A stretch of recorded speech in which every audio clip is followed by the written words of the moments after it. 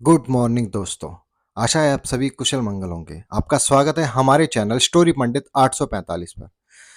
विश्वास साहब अपने आप को भाग्यशाली मानते थे। कारण यह था कि उनके दोनों पुत्र आईआईटी करने के बाद लगभग 1 करोड़ रुपए का वेतन अमेरिका में प्राप्त कर रहे थे।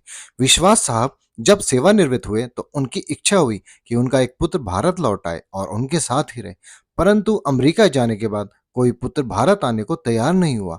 उल्टे उन्होंने विश्वास साहब को अमेरिका आकर बसने की सलाह दी। विश्वास साहब अपनी पत्नी भावना के साथ अमेरिका गए, परंतु उनका मन वहां पर बिल्कुल नहीं लगा और वे भारत लौट आए।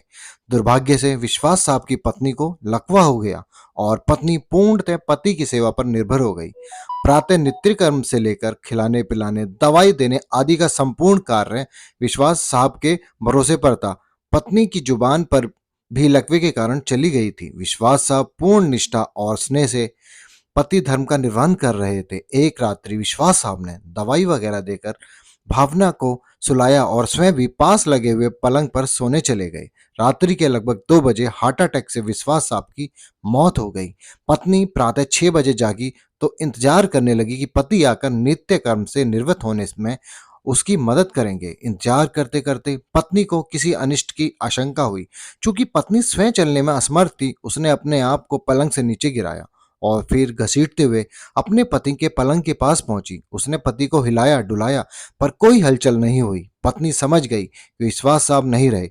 पत्नी की जुबान लकवे के कारण चली गई थी, अतः किसी को आवाज देकर बुलाना भी पत्नी के वश में नहीं था। घर पर और कोई सदस्य भी नहीं था। फोन बाहर ड्राइंग रूम में लगा हुआ था। पत्नी ने पड़ोसी को सूचना देने के लिए घसीटते हुए फोन की तरफ बढ़ना शुरू किया। लगभग 4 घंटे की मशक्कत के बाद वह फोन तक पहुंची और उसने फोन के तार को खींचकर उसे नीचे गिराया। पड़ोसी के नंबर जैसे तैसे लगाए। पड़ोसी भला इंसान था, फोन पर कोई बोल नहीं रहा था, पर फोन आया था, अतः वह समझ गया कि मामला गंभीर है। उसने आस पड़ोस के लोगों को सूचना देकर इकट्ठा किया। दरवाजा तोड़कर सभी लोग घर में घुसे। उन्होंने देखा विश्वास साहब पलंग पर मृत पड़े थे तथा पत्नी भावना टेलीफोन के पास मृत पड़ी थी। पहले विश्वास और फिर भावना की मौत हुई। जनाजा दोनों का साथ साथ निकला। पूरा मोहल्ला कंधा दे रहा था, परंतु 2 कंधे मौजूद नहीं थे। जिसकी माँ बाप को उम्मीद थी शायद वे कंधे करोड़ों रुपए की कमाई के भार के साथ अति महत्वाकांक्षा से पहले ही दबे हुए थे। लोग बाग लगाते हैं फल के लिए, औलाद पालते हैं बुढ़ापे के लिए, लेकिन कुछ ही औलाद अपना फर्ज निभा पाते हैं।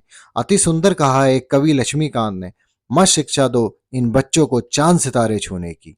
चांद सितारे छूने वाले छूमंतर हो जाएंगे।